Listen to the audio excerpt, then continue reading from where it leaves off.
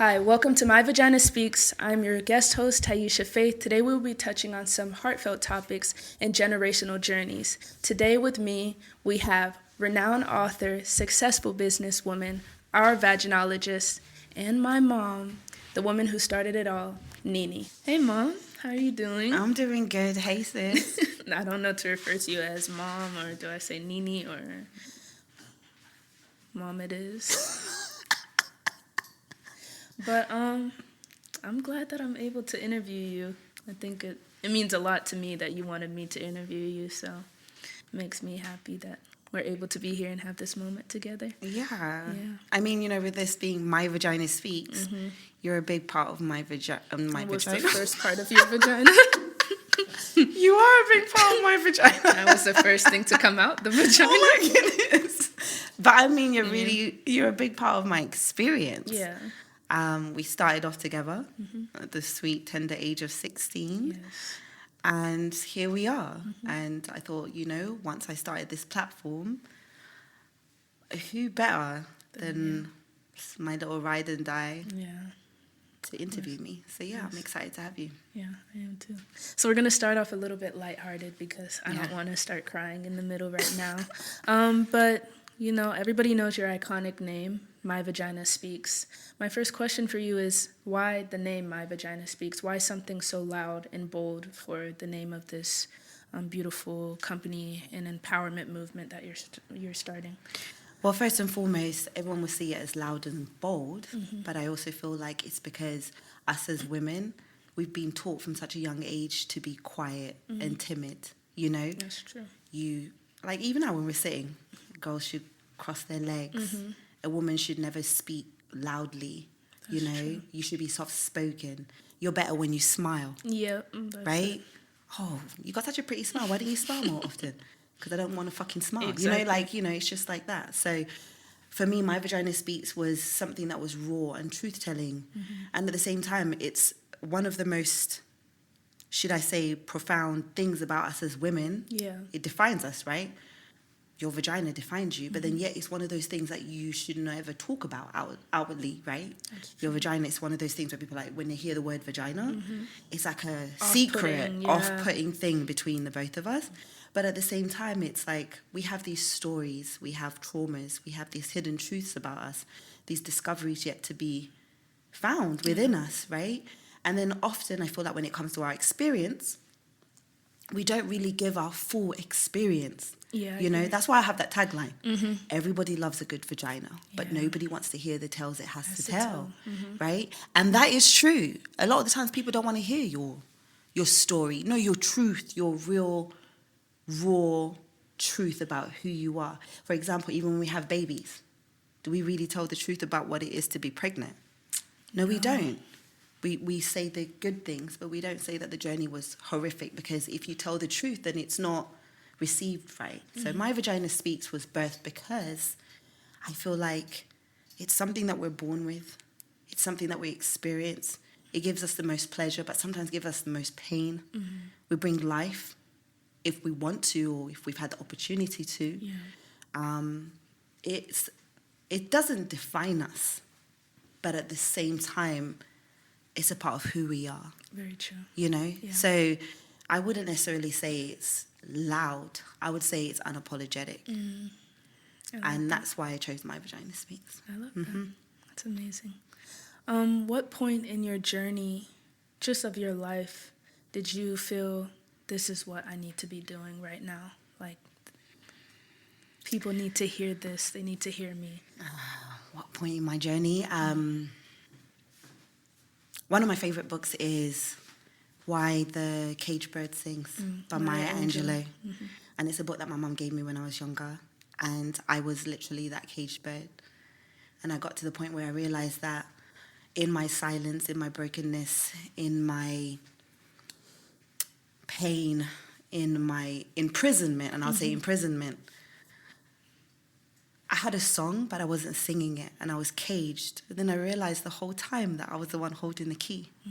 So when I set myself free, and I got my voice back, and I set my wings, that's that moment. And it was a moment where, you should remember this a little bit, like, It was right before my divorce. I remember, yeah. We had stepped away from the church. We used to be Black Mormons. We really did. People don't believe me when I say that, but it's No, but we it's a did, real yeah. We thing. had stepped away from Mormonism. But I think that I had stepped away from a lot of things, right? The obligation of who I should be for the world, who I should be for family, who I should be for even you guys as a mother. I had to step away from a lot of things. And in that moment is when I discovered that my vagina speaks. Literally. It's like it was like this womb calling, this inner Yes. voice. And then I answered the call. Yeah. And now we're here. And now we're here. Yes. Yeah. That's beautiful. You should be proud of yourself. I am proud of myself. That's good. That's very good. The next thing I wanted to talk about is, at least as being a young woman now, you know, I'm crossing into the path of adulthood. I feel like there's always a moment where every girl realizes that they have now become a woman. And I think it's prominent in everybody's journey. So I want to just ask you, what was that moment that, like, you were like, I'm not a girl anymore, I'm a woman? Okay, so there's two moments. Okay. There was a moment where I thought I was not a girl anymore and I was a woman when my innocence was taken. So it wasn't necessarily a chosen moment. But in that moment, once you've crossed that threshold, you can't go back to dolls and Barbies and, you know, Yeah. roses and all of that. So that was a moment. The second moment was when I was looking at you and I had just gave birth to you. Yeah. And that's when it really hit me.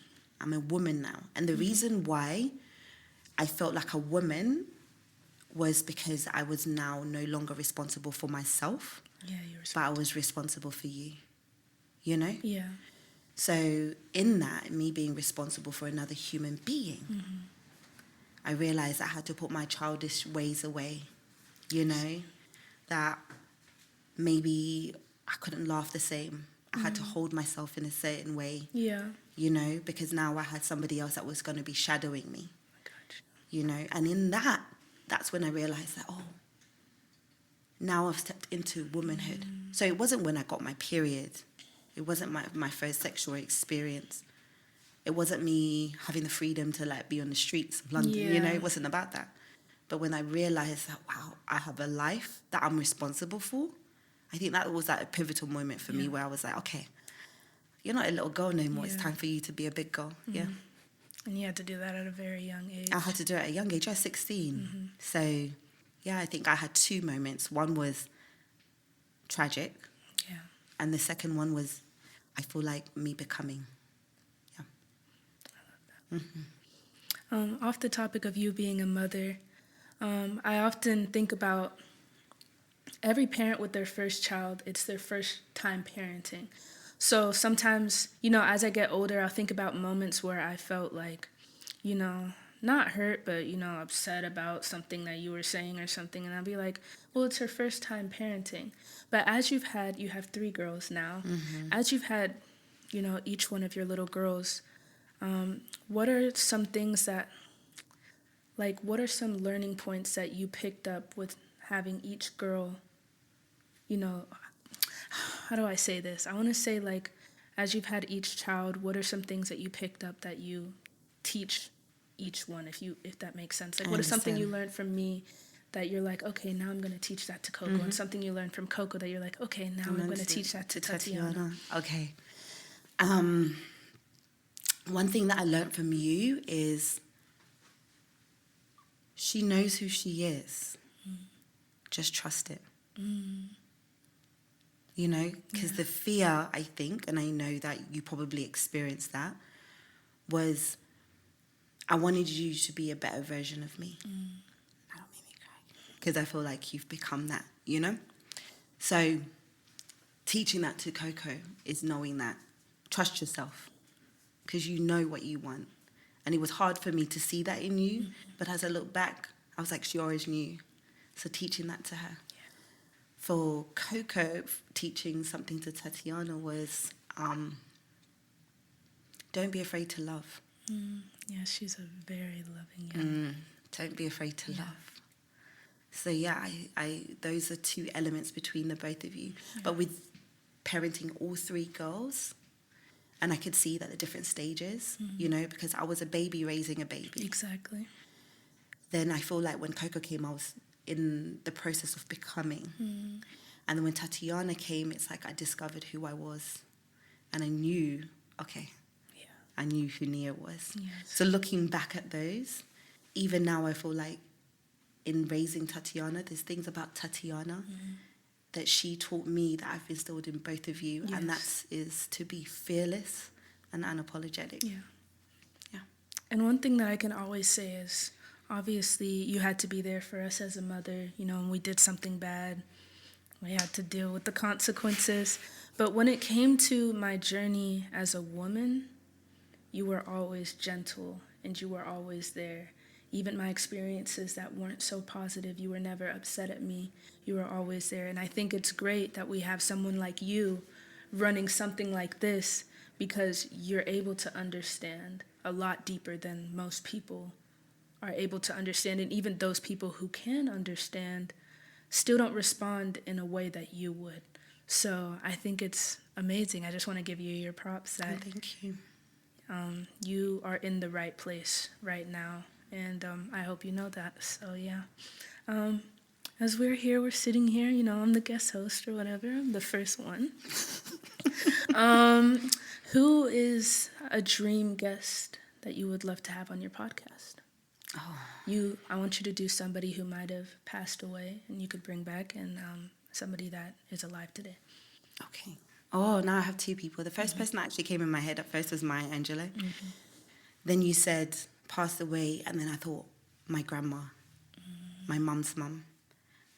To think about a woman that was having children in like 1914, you know, in Africa, under a strong Islamic family, you know, I wonder what she would have to say or have to teach me, or maybe just her experience, you know. So I think it would actually be my grandma. And also because my mum is such a beautiful human being, but I never got to meet that part of who she is, and that's her mum. I never got to experience her. So I love Maya, but I think it would be my grandma, and that's somebody that has passed. And someone today, Yes. whose vagina would I like to interview? Yes. Inspect, see, open legs and everything. Whose in vagina would I? Do you know what? Like lately, you know, everyone would think that you would say there's such big prominent women. I would say it would be Michelle Obama. I would love to have her in the hot seat. But to be honest, I just like, she's got such a big name and a big platform. She does. But somebody that I would want to interview would just be a regular person. You know, I don't necessarily know who that is. Yeah. But just what we call ordinary people. But I think that they're extraordinary. Yeah. You know, because a lot of the times their experiences go unseen to the world. Yeah. So I don't know, maybe like a regular mum, Just a regular mom. or a regular woman that's going through life that has a story to share. So yeah, I mean, if it's a celebrity, then it would definitely be Michelle, because I really want to know what she has to say about Barack Obama, especially down there. Uh-oh. Oh. You're going to ask a first lady? The first lady, So- everyone's like, that's so disrespectful. But I know you all want to know. Yeah. Yes. We do. And maybe she wants to share it with us. You never know. Gloat a little bit if there's Yeah. something to gloat about. So yeah, that's amazing. I would say that, and hopefully you guys are able to see some interviews that me and my little brother did of just some ordinary women. And I think those were some of the best interviews, because it was just raw, uncut.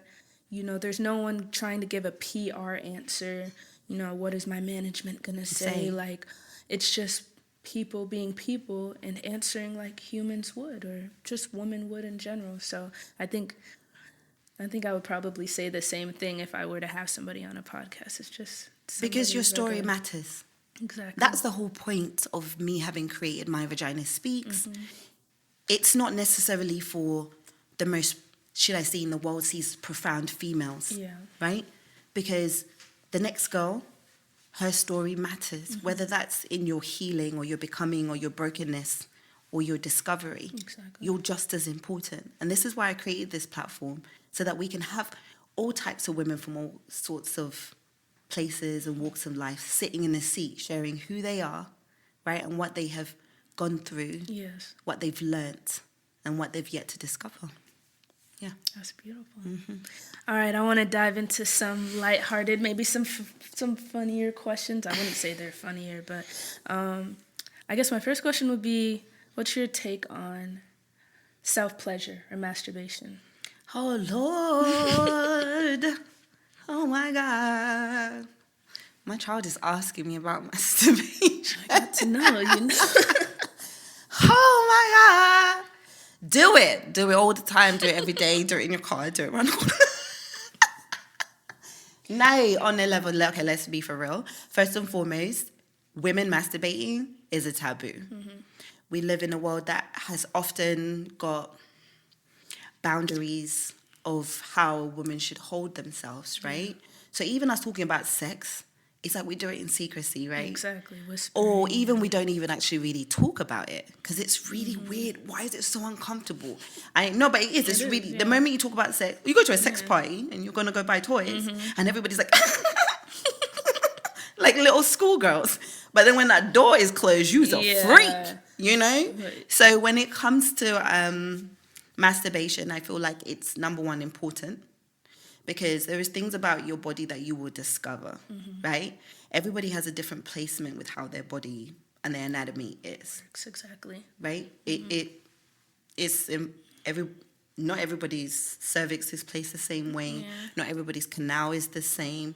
Not everybody's G-spot is in the same place. Yeah. I also feel like when you get used to touch and arousal by yourself and find what is pleasurable for you, you can lead somebody else to that pleasure point, Exactly. right? If we can get rid of the taboo that a woman's pleasure is in her hands and her control, and stop placing it in other people's hands and their control, I feel like our sexual experience will be so much more better. Exactly. Because first and foremost, it's not just about penetration.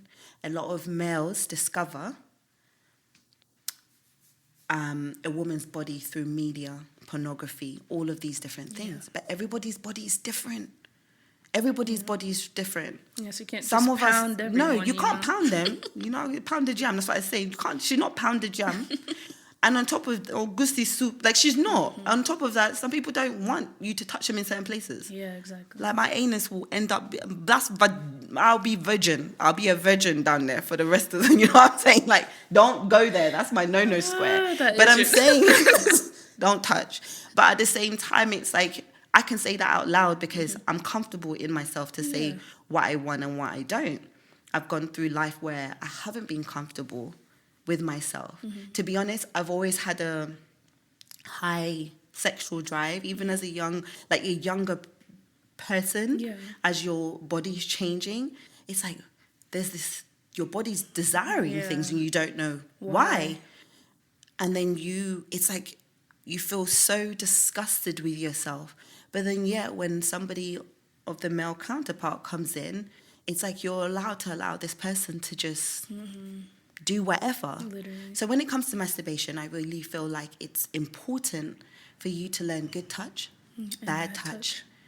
There's a passionate touch. And I'm not talking about when people are like, I like it raw, just rip me open. Like, I'm talking about, like, you know, passion doesn't mean walking around like you can't walk. You hear that all the time. Like, I'm going to make sure that you can't walk tomorrow. No, mate, I do not. That's like, aggression. I don't. That's Like, abuse, maybe. wheelchair is not speaking to me. You know, like, for real. Like, it's not. So I feel like it's important. Once you do that, it's a self-empowerment. And I really feel like there's, like, women, mothers, grandmothers, even single fathers, like, it's not disgusting for your girls to want to discover themselves. Just like boys, girls get aroused, they get curious. There's blood flow that actually goes to the genitalia, right? And they want to go ahead and feel. And when that sensation comes, I feel like it's important for people to discover what that is without shame.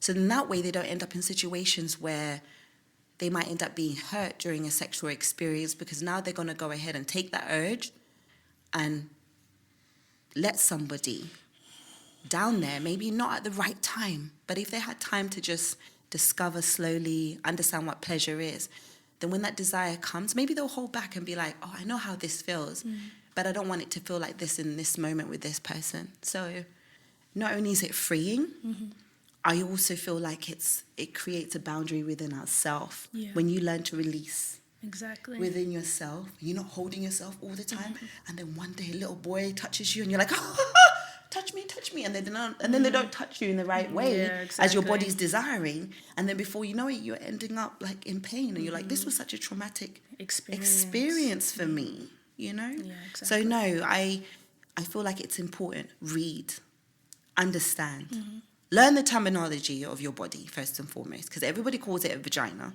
but on the outside it's actually a vulva. Yeah, exactly. Learn the terminology of your body, learn your cycles, right? Learn when you're in arousal, because, you know, when we're ovulating, like cats, right? We just want to be on the prowl, right? Learn all of these things about yourself. But the biggest thing is masturbation, for me, I feel brings the narrative of good touch and bad touch. Yeah. And that's something that's important to learn. Yeah. Love that. And if you have any questions or you're unsure about anything, you know, just go on the My Vagina Speaks page and you'll find some things there. Yeah. That's amazing. I love that. Yeah. Well, my next question for you, I don't know how serious I should get. Get as serious as you want. What is something that you weren't told as a little girl that you wish you were told? I wasn't told many things, right? I think the biggest thing is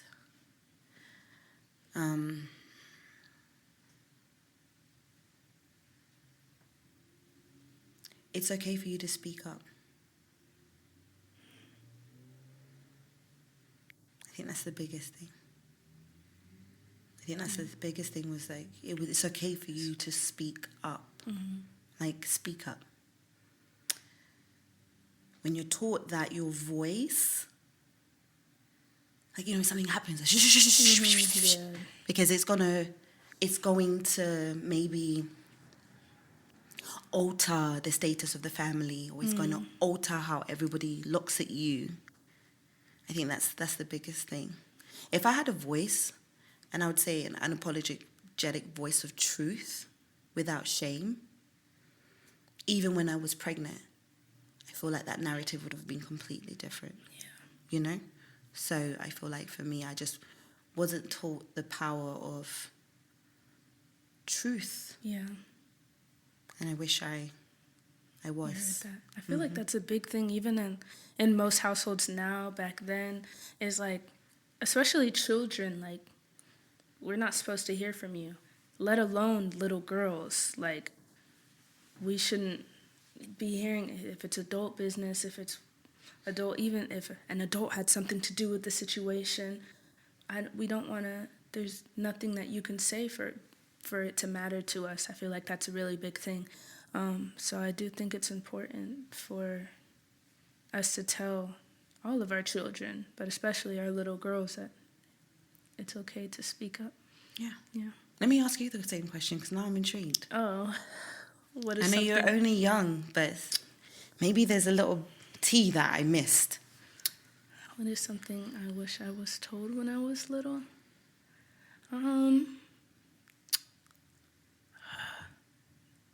That it's okay to be quiet. 'Cause as everybody that knows me knows, I don't speak a lot. And it's not because I have a problem, or it's not because I have past traumas or anything. It's just who I am. And a lot of people, just like as you were saying before, would be like, why don't you smile more? Why don't you talk more? Why don't you engage in conversation? What's wrong with you? I get that a lot. What's wrong with you? What's wrong with you? What's wrong? Okay, I get you keep asking the question, but there's nothing wrong with me. It's okay for me to be silent because in my silence, that's when I feel most comfortable, and it makes other people uncomfortable. So, yeah, I think that's just as in general for me to hear that it's okay for me to be quiet and comfortable in my silence. Do you know where that came from? I had such a big mouth. So, as a little girl with such a big mouth, Yeah. I was taught to be silent. And then when I became silent was when I was keeping secrets for people I shouldn't be keeping secrets for. So when I was raising a little girl and she wasn't speaking, I was always like, what's wrong with you? Yeah. Who did it? What's going on? So that silence brought fear to me because it was like I was told to be silent, but I always had something to say. And then when it was time for me to say something, my voice was taken, so then I didn't say anything.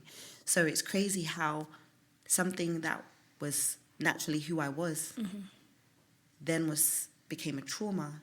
And then when I gave birth to something that it seemed to be an echo of my trauma, it's like I just wanted to pull your voice out. It out.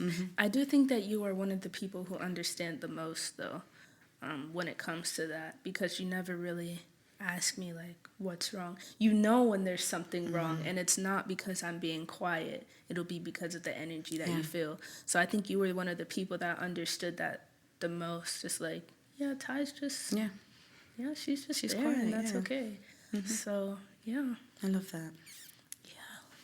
Stop telling my child to talk. Oh. She don't want to talk to you. Okay. She don't know you. She don't like you. I'm joking. I'm dead. So when people ask me this question, who is a woman in my life that I think embodies what it means to be a woman, I think I'll always say you. Maybe even Nana, but I feel like you're my mom, so you're always like my first answer. But I want to ask you the same question. If, who is a woman in your life that you feel like embodied what it means to be a woman, and why? Obviously, I'm going to go to my mum, right? Like, we've had a journey. We've had ups, we've had downs. But when I answer this question, like when somebody asks me what it means, I always say becoming.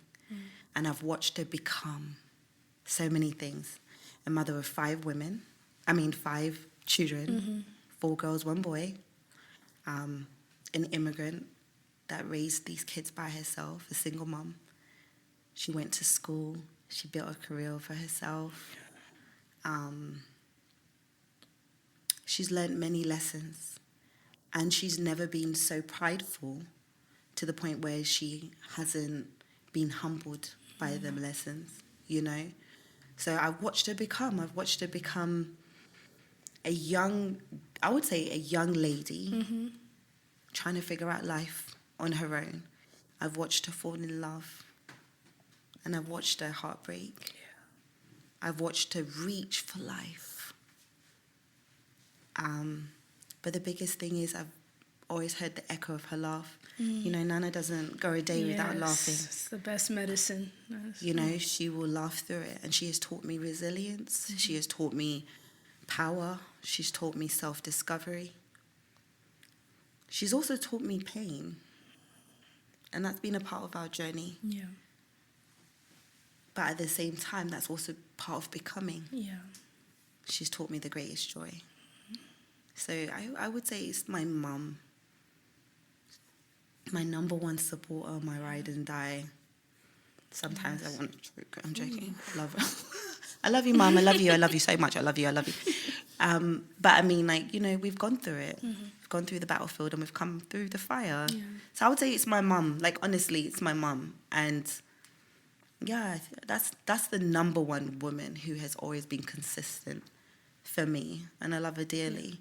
Another thing is, she's never been afraid to show me who she is. Whether or not that's parts I don't like. That's true. She's never been afraid. Like it or not, this is me. She's going to say it, yeah. You know what I mean? So, yeah, it's my mom. Yeah, she knows who she is.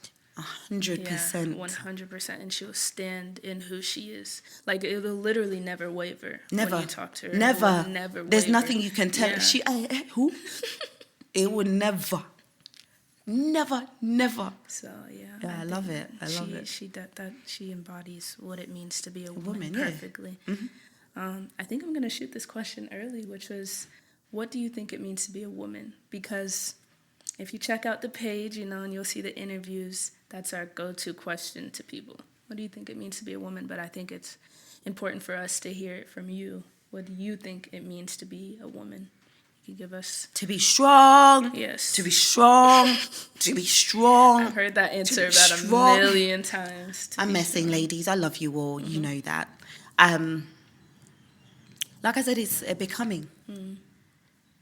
I was a little girl, bright-eyed and bushy-tailed, Yeah. Then I became a young lady. Then I became a woman becoming. And I feel like from the little girl to the young mum, to the married woman, to the mother of 5 children, to the divorcee, to a business owner, an author, a mother, a friend, a sister. In all of these different stages I've gone through, there was always a becoming. I'm like a butterfly, always reincarnated back into that caterpillar. Cocoons. I've got so many cocoons. Yeah.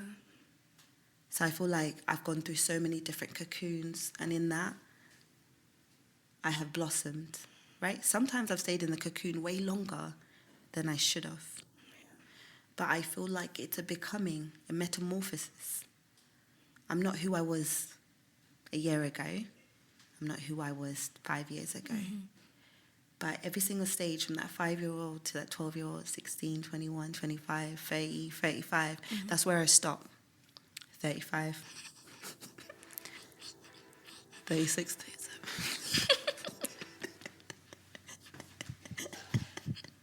I won't go any further. 35 I'm and 35. 35 and 3 years ahead. A little bit. I hate this train. Yeah. Yeah, we'll chop off the train. Okay. But 35, it's a becoming. It's seasonal, right? So yes, I'm strong, but everybody's strong. Exactly. I'm raising sons as well. They've had to be strong. So, when I say what it means to be a woman is to be strong, human beings have to be strong, That's true. right? Human beings have to be resilient. But for me, it's a becoming, because it's a self-discovery. It is. Yeah. Discovering who I am, who I was, who I want to be, who I may be. Because life is going to always change, Yeah. At 16, I didn't know I was going to be married at 19. Let's talk about that. I didn't know. Yeah. At 19, when I was married, I didn't know I was going to be divorced. That's true. So what does it mean to be a woman to me? It's a becoming, it's self-discovery. With each moment, chapter in life, things change.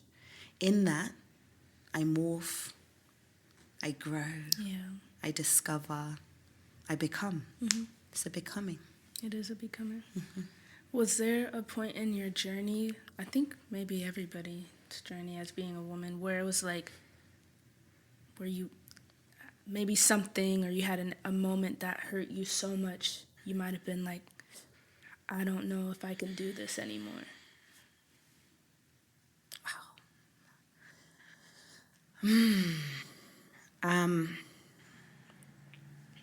So we need to talk, when you talk about that, the first thing that went to me is mental health. And mental health is something that I feel like we don't always discuss, especially women's mental health. Yeah. And mental health for women changes all the time due to hormone, chemical imbalances. We're different people when we have children, right? And sometimes when we change, people forget that we were once that girl, Exactly. and they forget seeing us as that girl. Instead, they see us as something else or whatever we're going through. So I had a moment. I had a moment, and this is deep, but this is raw. I'll put it out there. And I was trapped in a marriage and a religion that I feel was taking my life more than it was giving me life. I was a mom of 5 by the age of 25. That's really young. Yeah, that is.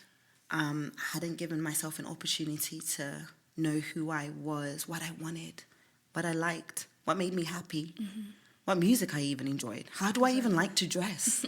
I completely forgot all of those.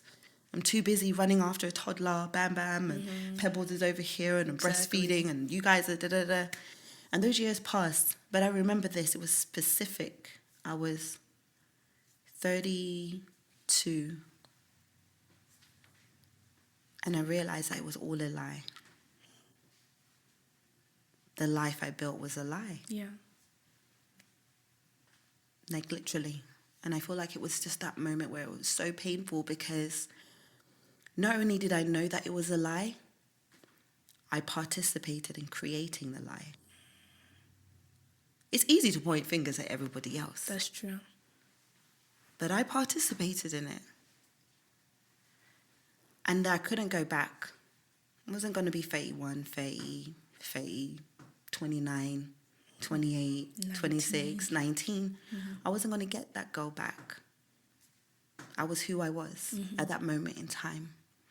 But the biggest thing that was so painful for me, where I felt like I just couldn't go on, was I didn't even know who I was. So even though I woke up to the truth and it hurt, it was like, who is this girl? Exactly. So yeah, that was a pivotal moment for me, realizing that my life was a lie. But at the same time, that most painful moment was also my wake-up moment. So yeah, in the pain was my awakening. Yeah. Where you had to break down and rebuild. I broke down. I mean, you witnessed me break down. You did an amazing job. I broke down. I've witnessed some other breakdowns in the house, too. Yeah.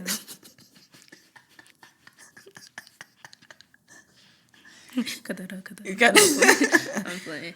But, yeah, I don't think that's I don't think a lot of people talk about that, or a lot of women talk about their breakdown and where they had to break down and then continue to move. And I think we have multiple of those moments in our lives.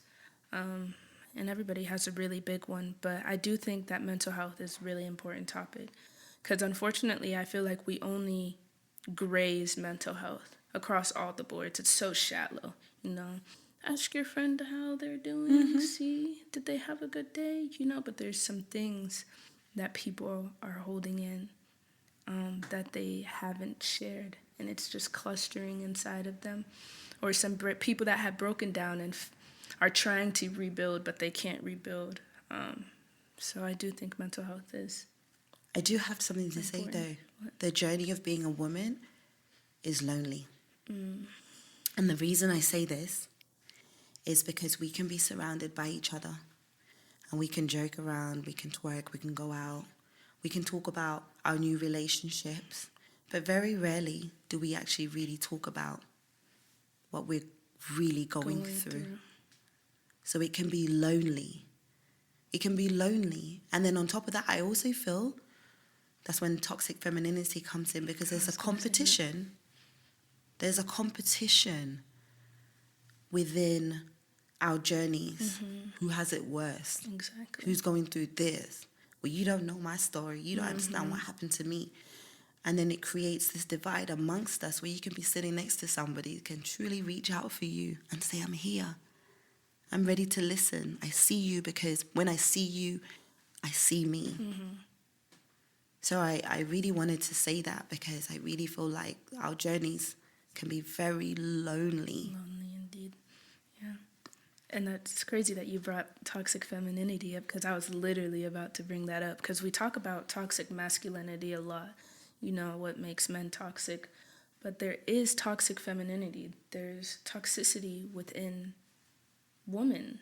And I guess you could say, we're supposed to have a sisterhood and people that we should be able to relate to and stand by. And to an extent we do, but there's also so much toxicity There's so much jealousy and envy, Judgment. really bad. Even when the judgment is silent. Exactly. Because you don't have to say it to me, but I can feel it from you. You know? So then I would go and tell you a little bit, but I won't tell you all of it. And it shouldn't be like that. And it creates a separation, which is really unfortunate. And even now, sorry to cut you off, when you talk about that separation, when I read the comments within a thing, oh, well, not all of us breastfed. Oh, well, I breastfed. Not all of us bleed the same. Not all of us feel the pain. Why don't you just let her speak? Exactly. You don't have to be a commentator, okay? This is not world news. You don't have to be a commentator. Sometimes you just need to just be a silent soldier. Exactly. Be a silent soldier. Be her armor. But you don't have to comment. Exactly. If You don't. If you resonate with it, that's good. That's And if great. you And if don't, you don't, that's okay. shut up. Shut up. Are you jealous because something happened to her? I feel that sometimes you're jealous. Some people, are you jealous? Did you want to go through trauma? No, you did not want to go through that trauma. Why are you angry about her trauma? Exactly. Make it make sense. Just be silent. I want us to be silent soldiers. You don't always have to have an answer or a comment. Ready on the push button over there. Stupids. You know, it's crazy. I'm going to bring it to the modern world. If any ladies have watched the Love Island Season 7 reunion, I don't think you've watched it. No, I haven't. I don't watch TV. There was a lot of toxic femininity within that, just within the Love Island. And it was due to male presence. You know, it was male-centered. Everybody, you did this to my man. Yeah. You did this, blah, blah, blah, and blah, blah. I think that's a perfect example, you know, for people out there to relate to or to look at, is that in that moment in time, they should have been coming together. But because of jealousy and because of male attention and many other things, they found that as a way to separate rather than a way to bring us closer together. And that's a thing that I feel like happens a lot with women, is it might even not be that deep, but because I have so much pent-up jealousy and judgment towards you, it's and that self-hate. little thing. Self-hate, exactly. It's that one little thing that's like, I don't like you, I'm never talking to you again, blah, blah, blah. But when that should have been the thing that brought you closer. together. Because why are you going for her and snatching off her wig? Exactly. When it's your man that took his dick out? That's what I'm saying. Say it. Don't make no sense. You didn't snatch him, but you're coming for the female. Exactly. He was his own homewrecker. He was his own reckoning, not the other lady. Exactly. You know? She didn't force him to do what he did. No.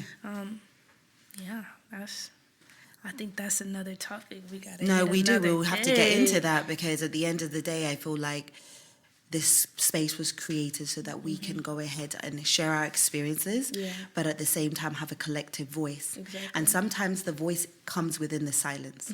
Be a silent soldier. You understand what I mean? You don't always have to say something, but you can be her armor in your silence. Exactly. Yeah. Yeah, I love that.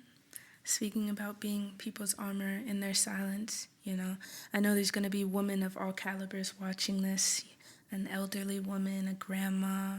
You know what, maybe a kid, you should not be watching this maybe, but you might be watching it. What is something that, if they were to gain anything from just this podcast or from My Vagina Speaks, what is something that you want them to gain from it? Is that your story matters. Your experience, even though it's your own, is entwined within somebody else's. Because we weave within each other, right? We weave within each other. Sometimes it's like a puzzle piece, and you put it all together and you see this different walks of life, but just one art piece. Yes. And that's us as women. So I feel like if this platform can create healing, discovery of one's voice, empowerment for another woman, the ability to say yes to yourself, but then the power to say no. And I'm talking about a strong no, unapologetically. For you to be able to come to yourself and say, this is me, right? And then maybe tomorrow you might decide, this is no longer me. Because you'd realize that that version of you is no longer working for you, right? So for the seasoned women, for the forever young, who always remain 35, for the 21-year-olds. There's only one person she's referring to. For the teenagers, and maybe the baby girls that are hurt and don't even know where that hurt came from. This platform is for all of us, and I hope that they can get that your story matters. It does. And your voice has the power not only to heal others, but also heal yourself and that little girl that's reaching within you that maybe is still waiting to discover who she is. That's beautiful. Yes. And my last question for you tonight will be, if your vagina could write a book, what would be the title of the book? How would the story begin? And how would it end? If my vagina could write a book, wow. Kill 'em all. I'm joking.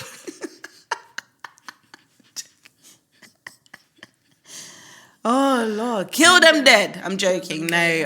No mercy. No mercy. If my vagina could write a book.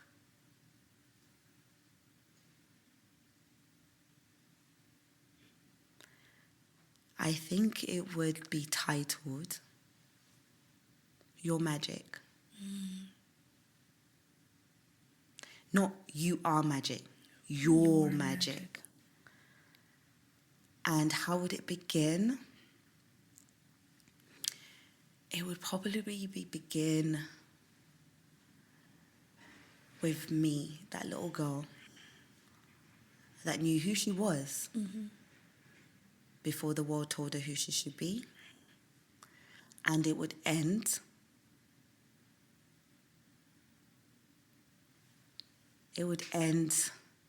with this wise old woman